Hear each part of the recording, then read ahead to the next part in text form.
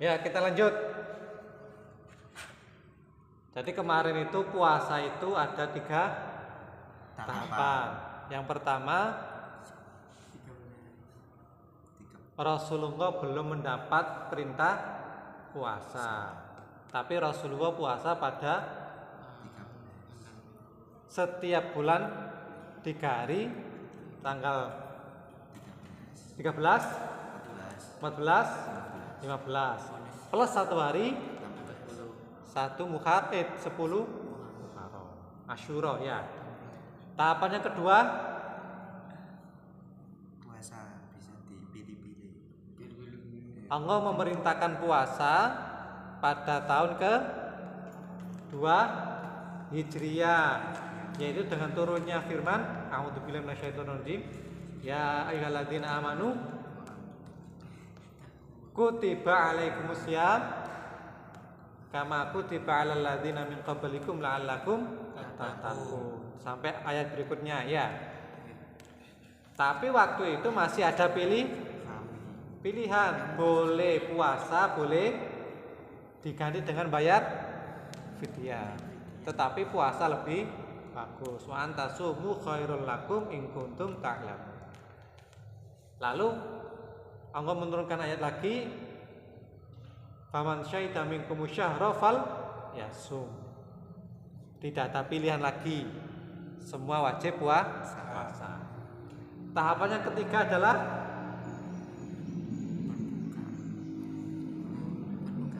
bukanya maghrib sampai tidur. Lalu ada sahabat Nabi yang bernama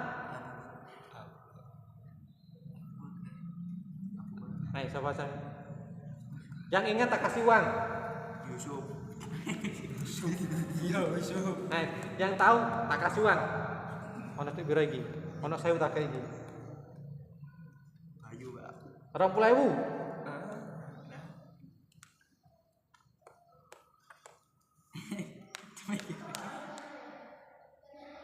Sahabat siapa yang mau buka tapi kelelahan sehingga ketiduran, sehingga tidak sempat buka, besoknya lagi kerja sehingga terus mau pingsan?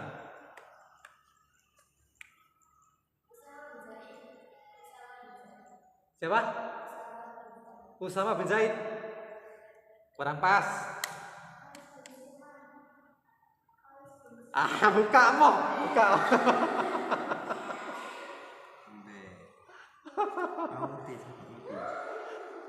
Ketuaan buka. Ya, ambil. Kasih tuh. Qais bin Sirma. Oke, sama-sama. Ya. Jadi sahabat Nabi yang bernama Qais bin Sirma. Qais bin Sirma waktu itu dia sudah tahu nomornya? Oh di ya. Nggak, kalau tahu nomornya kan langsung saya isi lewat HP gitu. Oh gitu. Ya.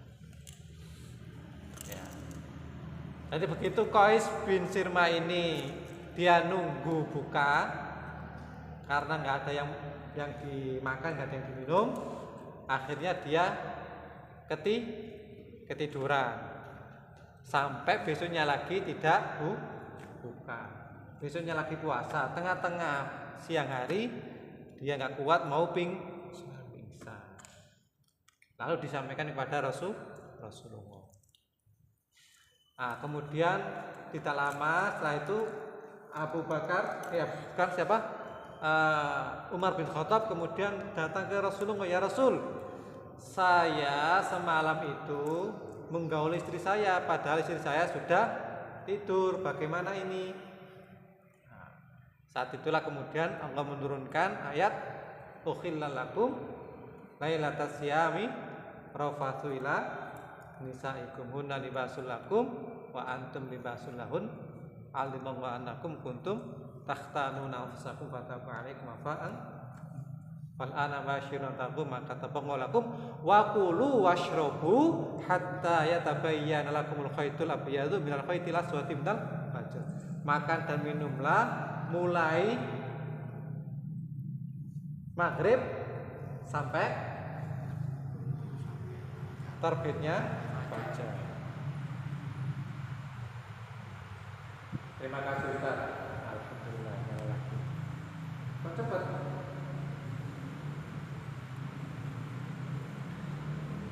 Ya itulah sejarah perintah puasa. Ojo dilalekno iki penting, ojo dilalek. Jangan dilupakan. Ini penting. Ustaz, terima kasih nggih.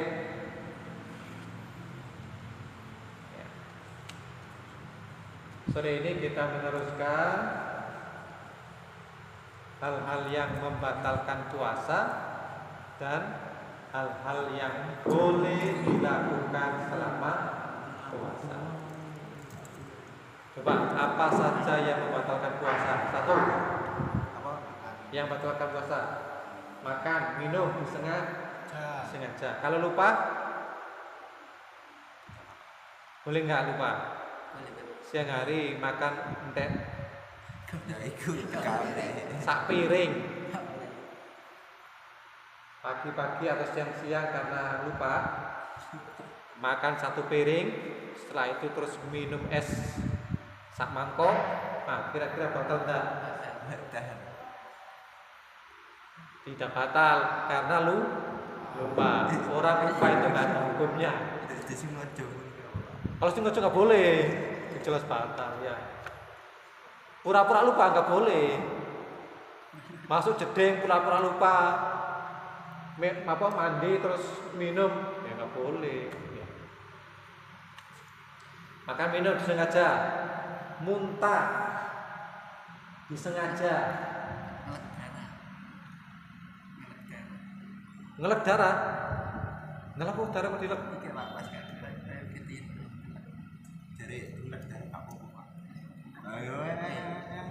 Ya. Muntah disengaja itu membatalkan puasa karena dia merasa haus terus pengen tenggorokannya terbasahi kemudian blokok-blokok itu, nah maka itu tidak. Tapi kalau muntah tidak disengaja tidak apa-apa.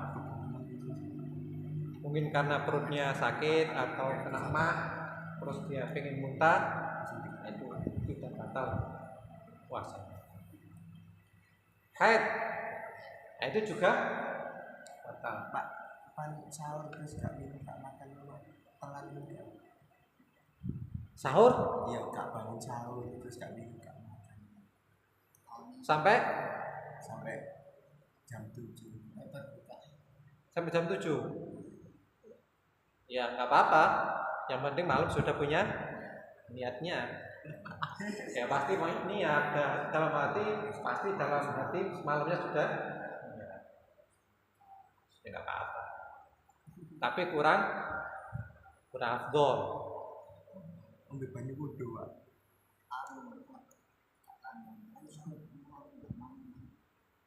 Kapan? Semalam. Iya. Tapi puasa kan hari ini? Puasa kan? Siapa? Masya Allah. Gak batal kan puasanya? Alhamdulillah.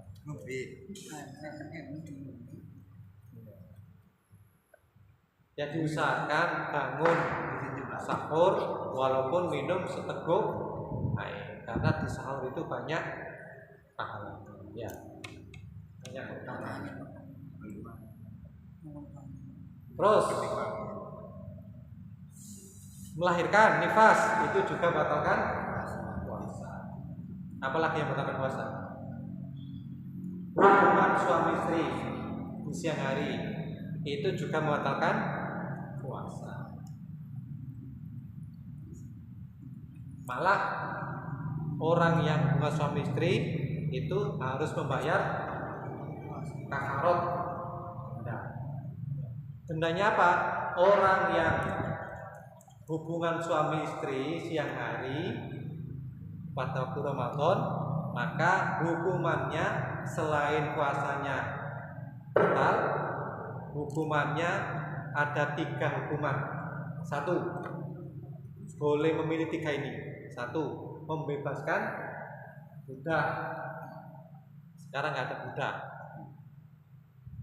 Kalau dulu ada, budak itu mirip pembantu, tetapi budak itu tidak dibayari. Kalau pembantu kan dibayari. Nah, budak itu nggak bebas orangnya, harus selalu pintir sama tuan yang punya budak, harus nurut. Yang kedua, kalau nggak bisa, puasa 2 bulan berturut-turut.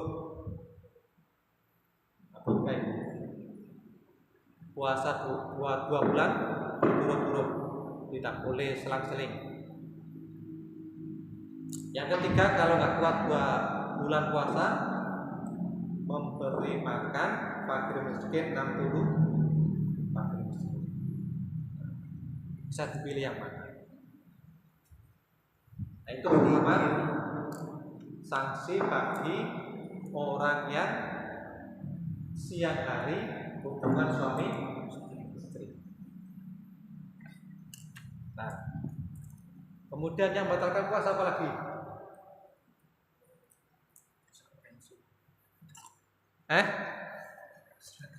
Serpenisi. Pokoknya semua yang masuk lewat mulut itu membatalkan puasa. Minum obat, ayo batal puasanya ya. Sikat gigi batal apa enggak? Kalau sikat gigi hanya sekedar sikatan, tidak batal puasanya. Yang penting jangan ditelan. Apa telang itu yuk? Kenapa?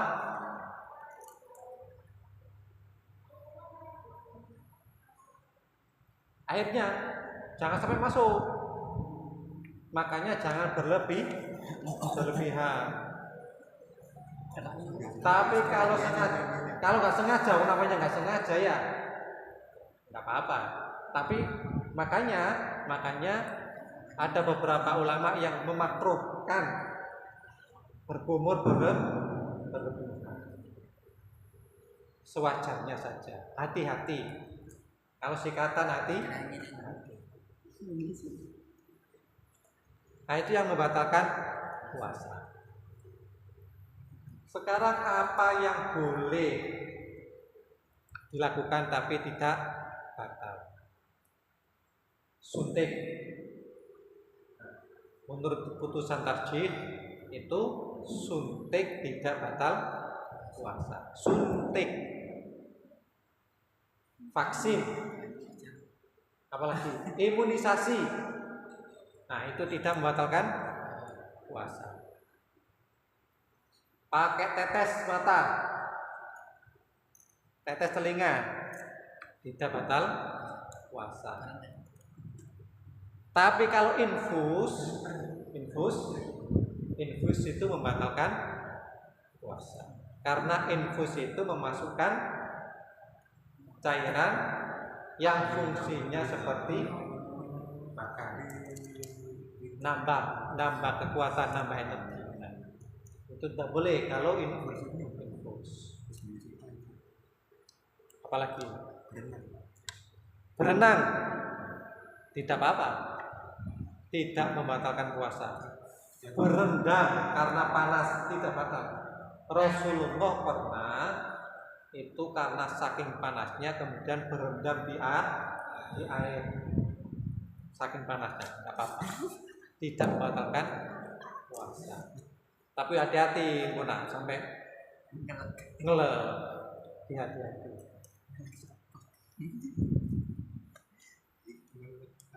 Apa itu?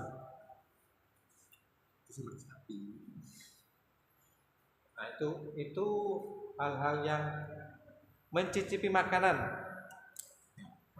boleh, tapi hati-hati jangan sampai tertelan. Ya.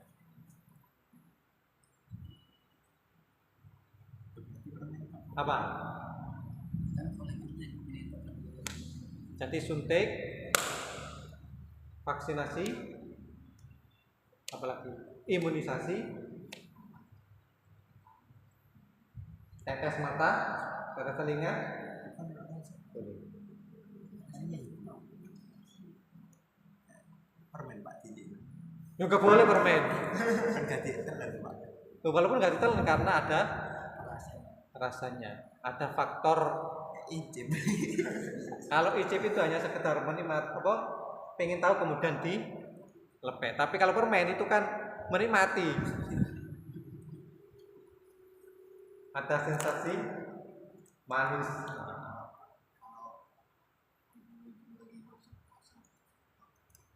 Ibu-ibu masak terus ngicipi, nggak apa-apa kalau sekedar ngicipi masakan. Wajahnya Oh iki wis apa jenenge asin apa belum? Nah itu di jak wajahnya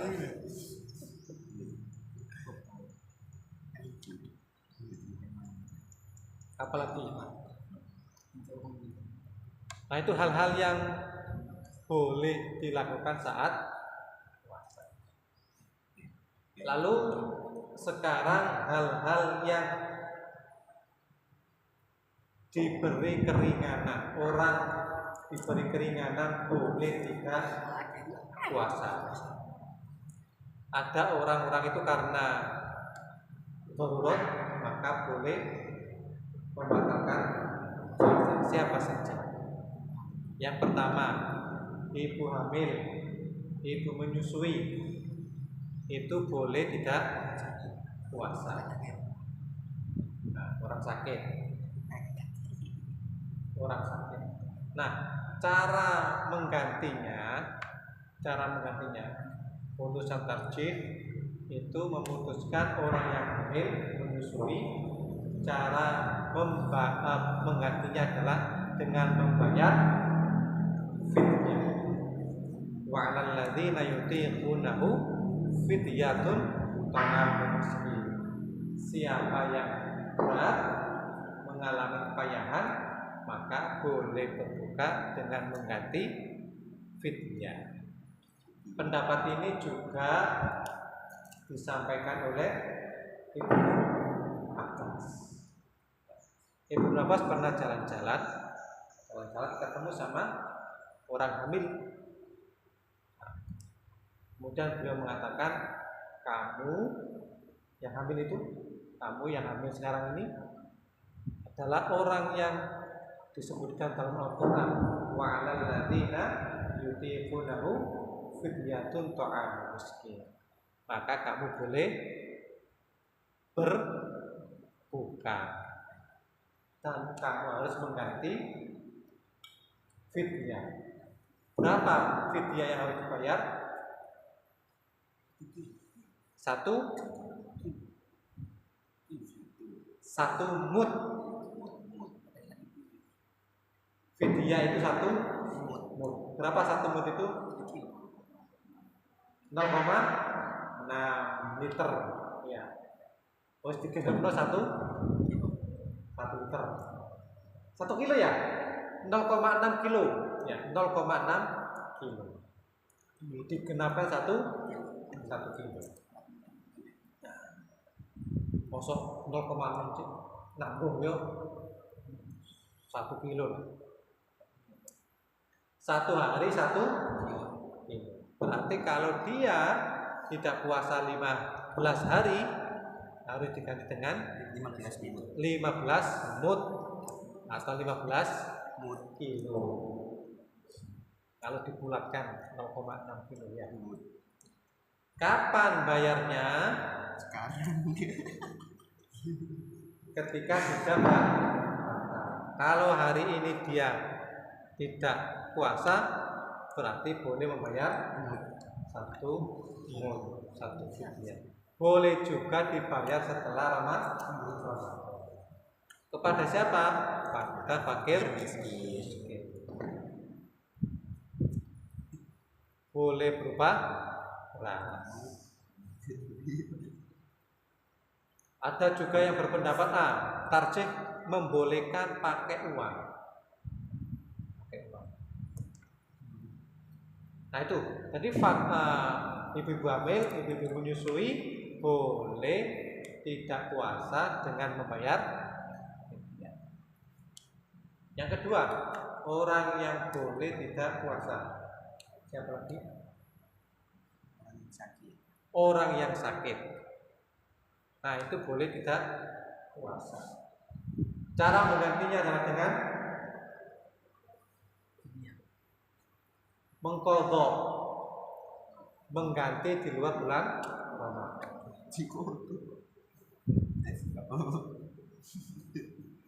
Famangkana minkum maridun aw ala safarin fa'iddatun min ayyamin ukhra.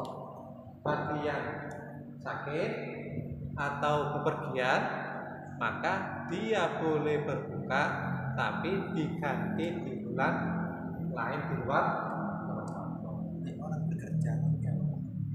Nah, bagaimana orang bekerja? Orang bekerja yang dia benar-benar tidak kuat, maka boleh berbuka.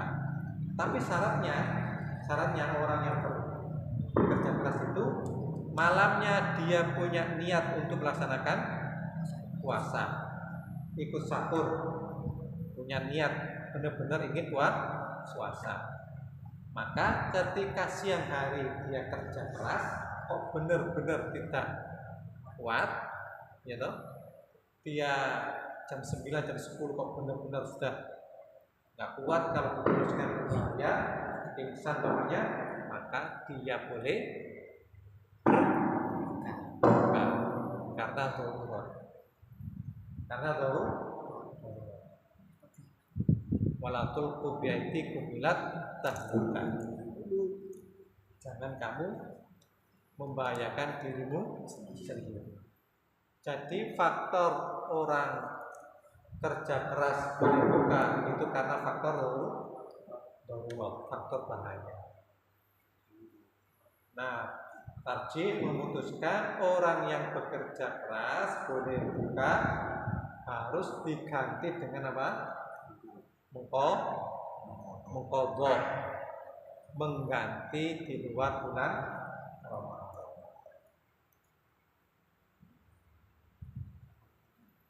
Orang yang sakit keras yang tidak bisa diharapkan sembuhnya, atau orang tua yang benar-benar tidak kuat,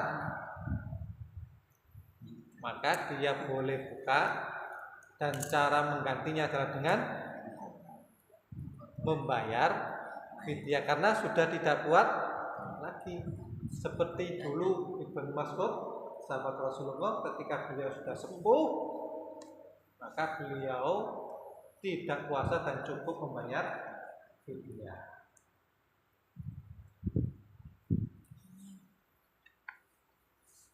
Jadi ingat-ingat ya, ingat-ingat. Menyusui, hamil, boleh buka. Cara menggantinya adalah dengan fidyah. Berapa satu hari?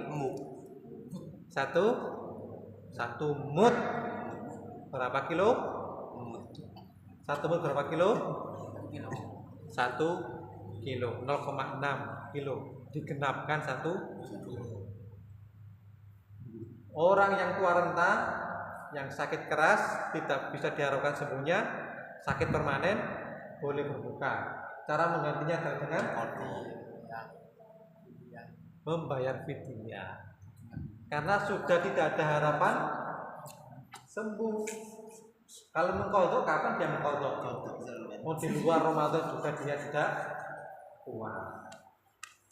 Orang yang usianya sudah lanjut 80, 90 tahun sudah nggak kuat puasa, maka boleh tidak puasa dengan membayar fidyah. Bekerja keras, kalau membahayakan dirinya, maka boleh berbuka. Cara menggantinya adalah dengan mengqadha. Orang bepergian, orang yang sakit, boleh berbuka. Cara menggantinya adalah dengan mengqadha. Prinsipnya kalau di luar Ramadan dia masih kuat, maka diganti dengan apa? Iya. Mengqadha.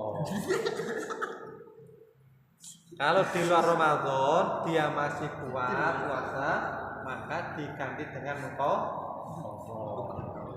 Orang bepergian itu kan dia nggak kuat karena bepergian saat itu, tapi ketika dia di luar Ramadan kan dia kuat, maka diganti dengan apa? Qadha. Kalau dia 1 hari tidak puasa di luar Ramadan diganti dengan Qadha. 1 hari. Orang yang haid,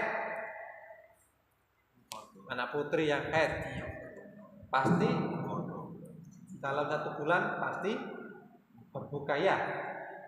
Nah, ketika dia buka 5 hari, maka diganti di luar Ramadan 5 hari. Nah, itu hal-hal yang boleh berbuka. Apalagi?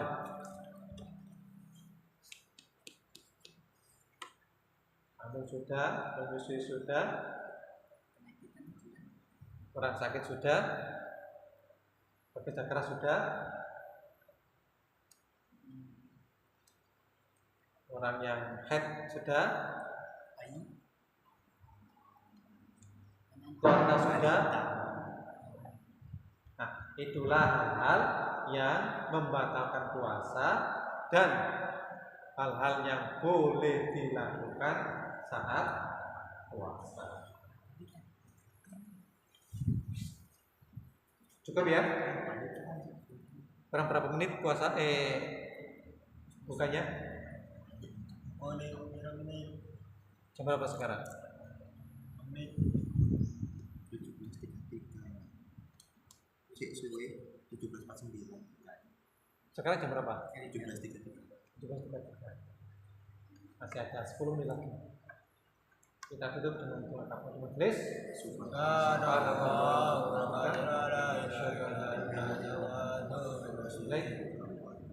Assalamualaikum warahmatullahi wabarakatuh.